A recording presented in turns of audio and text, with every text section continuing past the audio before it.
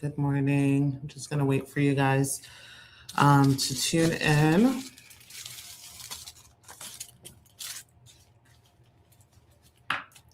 Good morning. Welcome in. Good morning. Good morning, Lustrous Look Studio. Welcome. Good morning, Facebook. Good morning, YouTube. Good morning, Instagram.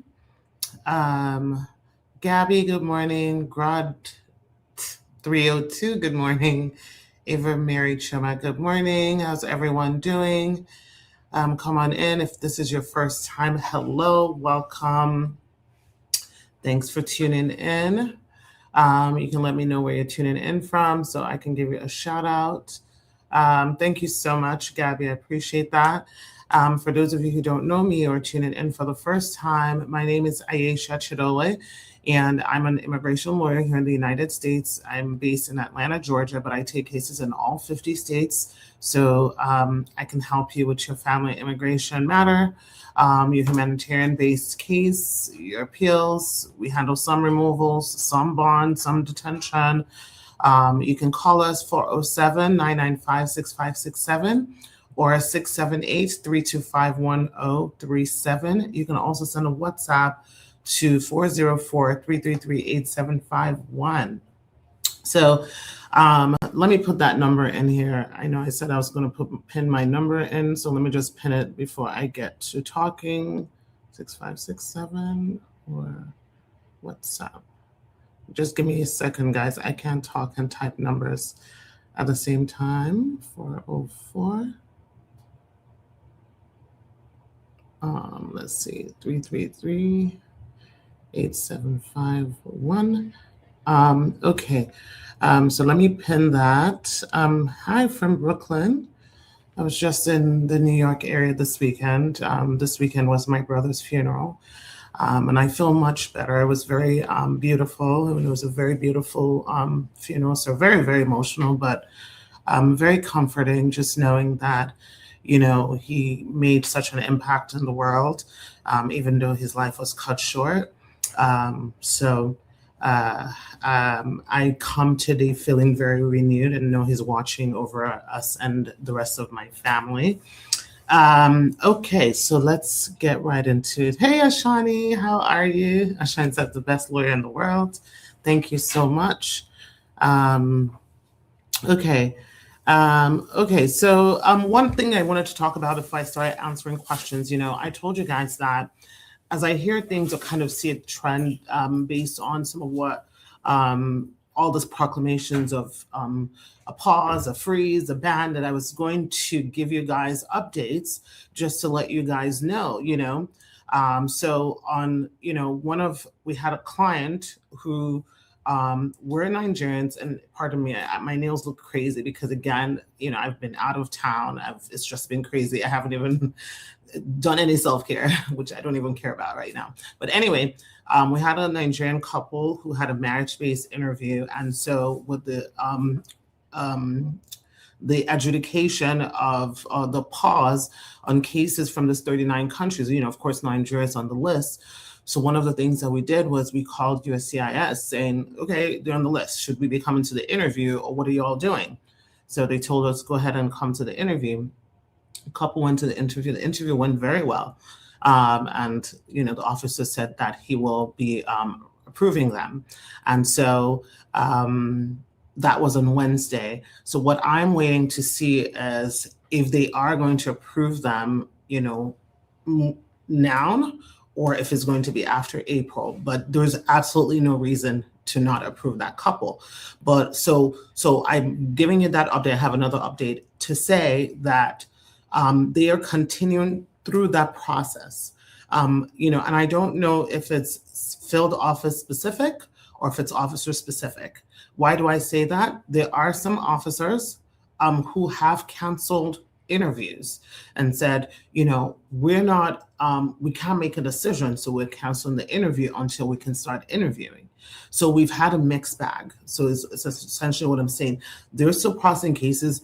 They're still sending the receipts. We're still getting prima facies. We're still getting biometrics, like for all these cases. So I am still waiting to see if that delay for this client, for instance, on Wednesday, if the approval will be after April, or if it would be it will be more in the more present times. And if once I find out, I'll let you guys know. And then we also have another client from Nigeria as well, but on the other side, which is a consular processing case where the I-130 was approved and they were already waiting for their visa interview because their case was already documentary qualified. They're waiting for their visa interview. So their interview is actually on March 13th. So again, I will keep you guys updated because, you know, a lot of what we see is not what it seems, you know, basically, you know, it's even the 75 countries, which I'm sure you guys have seen, there actually isn't like a proclamation or policy memo. Like this is just like a tweet and here's what it's going to be, but no real rule, you know, as it relates to that.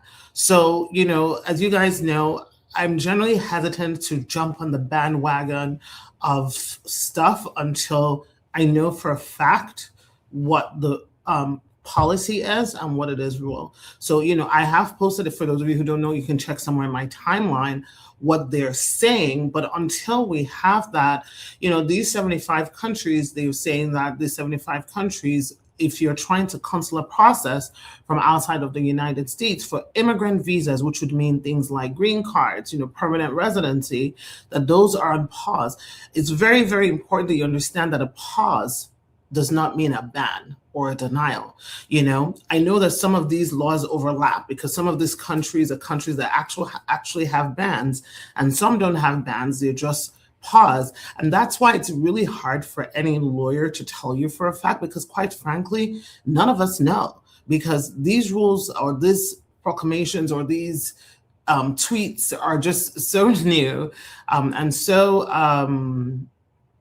just not enough time yet to see how they're doing it. So what I'm doing personally at my firm is kind of tracking. You know, I'm kind of tracking to see. So I'm tracking, you know, the receipts don't seem to be delayed. I'm tracking, you know, certain other benefits. So once, as I find out more, I'll definitely let you guys know. But again, these are two things that are not consistent, where they haven't an interview and they've been told that they're going to be approved, even though they're supposedly in adjudicative hold.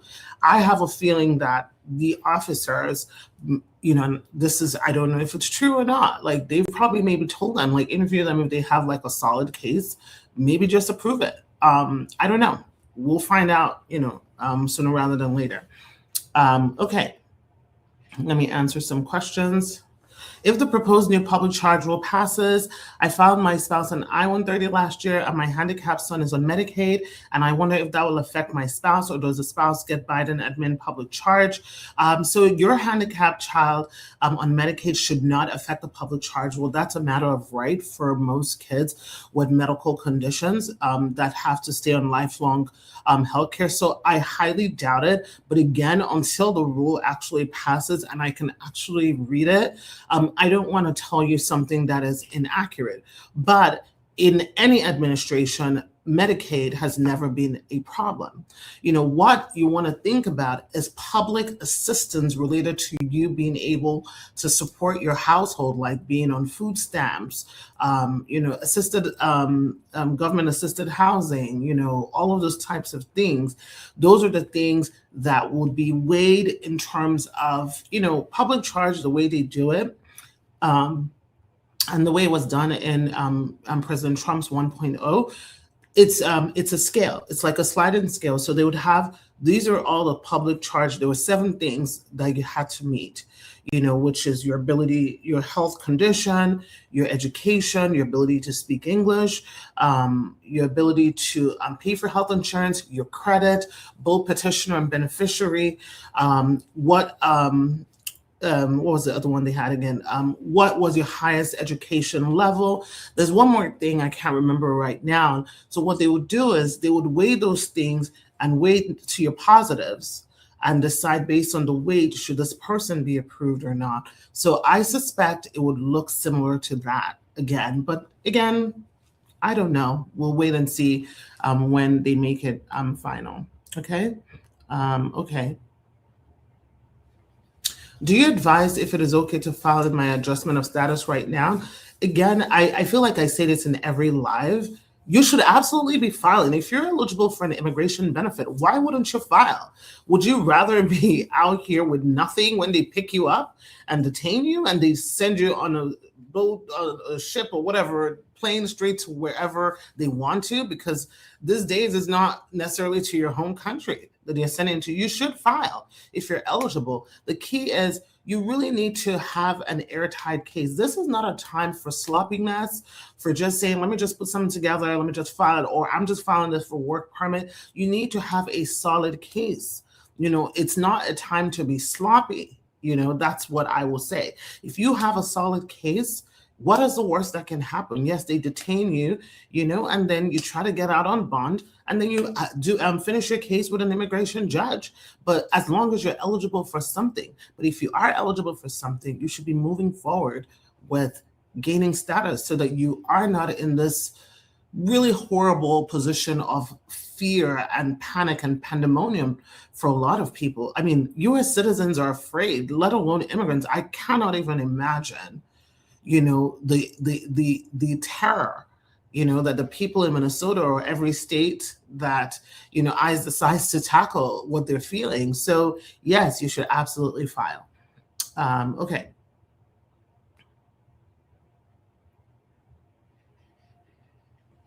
USCIS uploaded my abeyance request letter to my I-485 portal. Does that usually mean the abeyance was granted or just that the request was received? I filed a standalone and requested an abeyance. Josiah, it means that it was received. USCIS never necessarily sends a letter saying we approve your abeyance or not approve your abeyance. They don't do that. What happens is one of two things. If you're given the abeyance to the officer at the interview, then it's been accepted. But usually you have 30 days to file the VAWA and for the VAWA to show in the system, and then they will keep the abeyance. The other way is, of course, to send it. If it's uploaded, then that means they have it, which means that you still have 30 days to send your VAWA and make sure that they can see your VAWA application on their system. If not, for some people, some officers will do is they will send an RFE stating, you requested an abeyance and send a receipt for the VAWA, or your case will be denied. And you have the window, whatever window they've given you, to send the receipt notice. And if the receipt notice is not ready by then, usually they'll deny the case. Right now, from an abeyance request standpoint, you have to be very strategic with how and timing of when you apply so that you can make sure you're able to get your receipt. So we kind of like how we assess it on when to submit the abeyance is based on what stage that client is. Have they been scheduled for an interview? Did they just originally file? Are we sending to the processing center? Are we sending to the field office? Like all of that, we use that to calculate how much time, because, prior to like September, receipts that were submitted for valid cases, have extraordinarily long delays, like 3, 4, 5, 6 months. The ones that were submitted after, you're seeing more like a couple of weeks, 2 weeks, 3 weeks receipts, but those ones, have a longer time. So you have to be very strategic with timing when you're sending your abeyance request, okay? Someone said, what if money is an issue at the moment and you cannot afford to file your papers?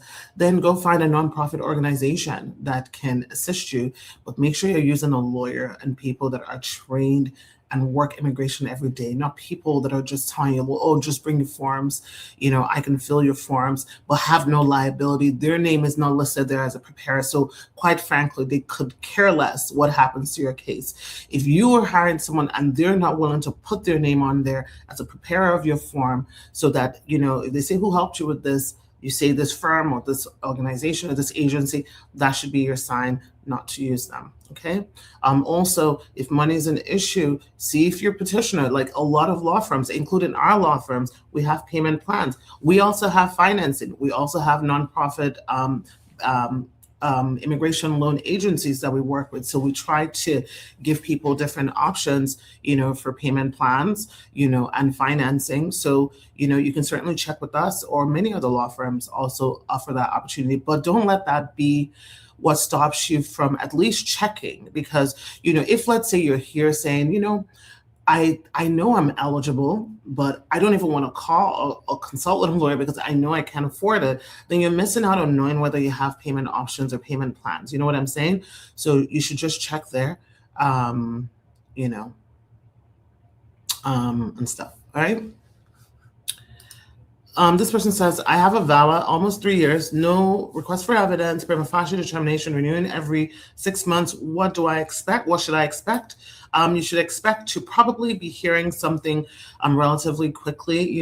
As I said, they are just finishing off, at least in our firm, cases from 2022, which will make it about 3 years. So hopefully, you'll be hearing something soon. Usually you'll either be hearing either an approval or you'll be getting a request for additional evidence. That's usually what happens once, they have your file and they're starting to review your file, okay?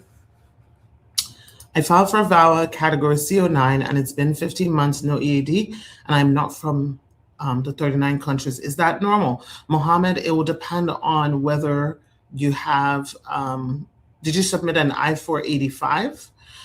If you submitted an I-485, I think 15 months is a long time.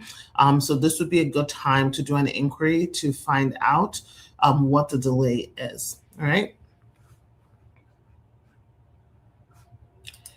Good morning, attorney. Is it safe to travel with a dismissed misdemeanor charge overseas? It was dismissed, saying motion heard, motion granted, domestic violence. No, it is not safe to travel. Do not travel. Is your green card going to be revoked if you move without telling USCIS, without knowing but later found out about it? No, but you should notify USCIS and let them know. Just fill out an AR-11 with your new address, but no, they're not going to revoke your green card for relocating. And it says, good morning, peace be unto you, to you as well, because we sure could use some peace, in this country right now. Someone is asking, is a prima facie determination letter every year? Advice, please. Nope, a prima facie, your first prima facie is going to be 1 year. After that, it's going to be in 6-month increments until they make a decision on your case. All right. Are they still giving out work permits and social security numbers when you apply for it, even though the cases are being paused? So if you are one of the 39 countries that have an adjudicative hold, the pause is supposed to be for your green card and your work permit. As I said, and I've been saying, and as what the policy says, they're pausing it for 90 days to review the extra scrutiny they want to give on countries in the 39 list. That said, even if you are not a part of the pause, they are no longer mailing out Social Security cards for most people. You would have to just go pick it up from the closest or nearest Social Security office to you. Now, if you got your green card approved and you never go to Social Security and you requested that in your form, that one will be mailed to you. The same applies to people doing consular processing. When you come into the US, they will mail you your green card and they will also mail you your Social Security number, okay? With the 10-year green card, should I be concerned? What do you advise? Carry my physical green card photocopy? As a green card holder, you are required by law to always carry your green card. So in any administration, you are required by law to always carry your physical green card. So you should absolutely always have it in your wallet. You should also have a photocopy, and something that I personally do, even though I was born in the United States, but again, the world in America as we see it is different, is that on an app called Folio, it's Folio. I'm not getting any compensation for promoting this app, but personally, I have my documents saved in there. So like my passport, birth certificate, well, I don't think I have my Social Security number because I just know that one offhand. But basically, if let's say you needed to show your passport to somebody, and you're a U.S. citizen, that's a good place to save it. It's a secure app that saves that stuff in there. So you can just, say, let me just show it to you, and you can show it that way. You don't have to carry your passport because you are not required by law to carry your passport as a US citizen. But as we are seeing, they are costing a lot of US citizens. So if you know that you fall into black and brown, sadly, or have any kind of African, Caribbean, Hispanic descent, Asian, basically anything other than, Caucasian, you should be carrying or have some way to identify yourself, because the Supreme Court has basically given them a right to do that, racially profile people, which is very unfortunate.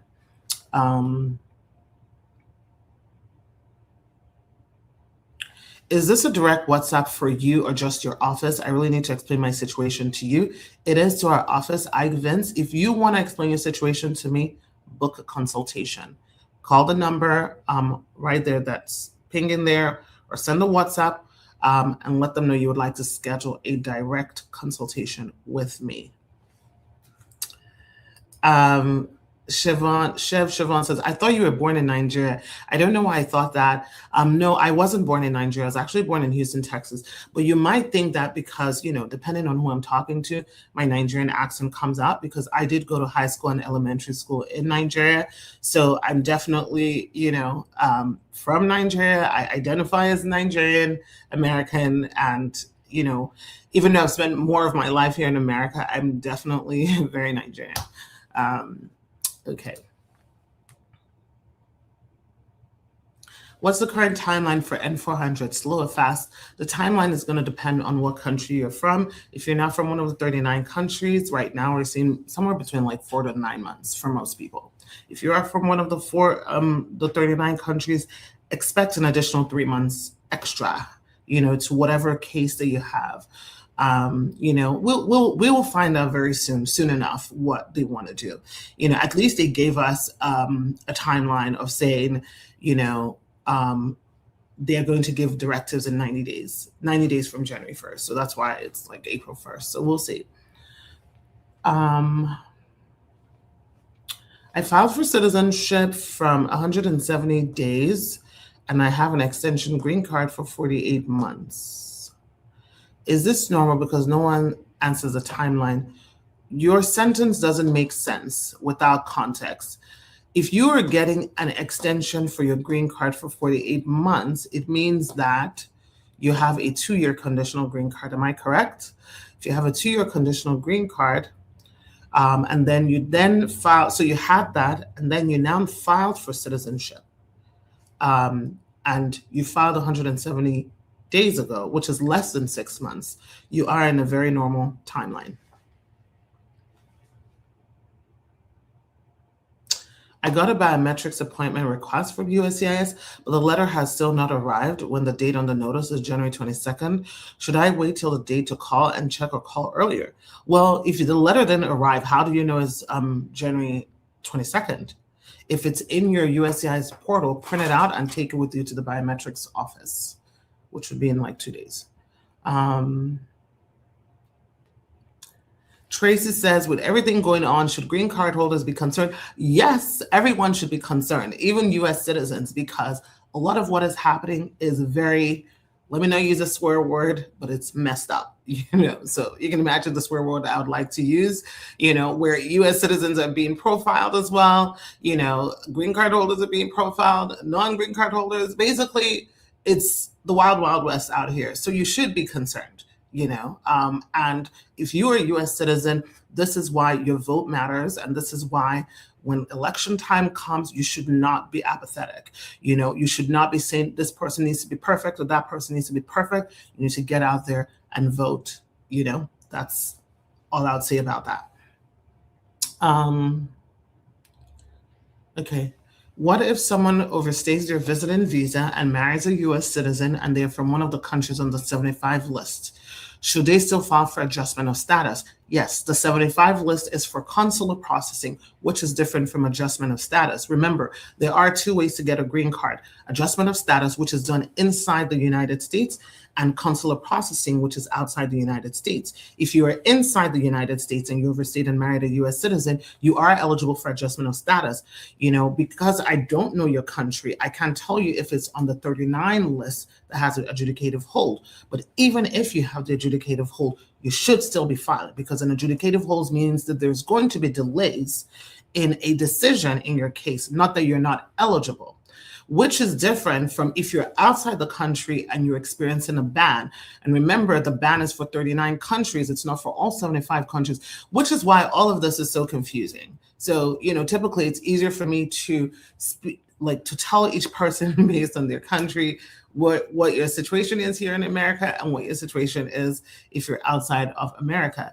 But even with people that are experiencing partial bans outside of the United States, the first thing I told you guys when I got on live right now was that even those people are still being scheduled for interviews. So that is why it is important that you continue your process so you stay on the line, okay?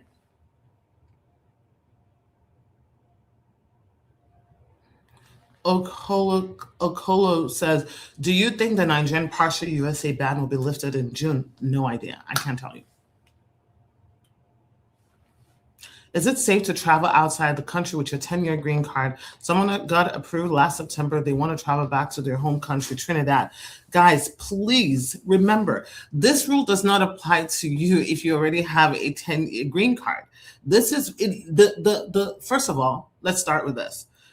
I don't believe, let me pull up my chart. Where is my chart? Just hold on. Let me check my chart here. So first of all, Trinidad is not on the ban list. Let's start with that. So, and if it was on the ban list, it specifically tells you this is excluding green card holders. Green card holders are permanent residents of the United States. So they're not included in this because they're not applicants into the United States. So if you're a green card holder, you should be able to travel. Second thing, the 75 country pause outside the United States, which includes Trinidad, there is no official document that says that. This is just the news carrying the tweet that was posted.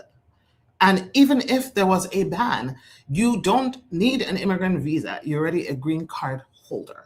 I don't blame you because it is confusing, and maybe they're doing this to make it very confusing for so many people to discourage more people from coming here. But you're fine to travel as long as you don't have any criminal records. Okay? If you send evidence for RFE, how soon do they normally take to review the file? Every single case is different. I find that NOIDs get a decision much quicker, like within a week. If of submitting your NOID, they will send you a decision. But RFEs generally take longer. Okay, guys, I gotta jump off, but I will be live on here tomorrow, 10 o'clock Eastern Standard Time, so you can tune in if I didn't get to all your questions.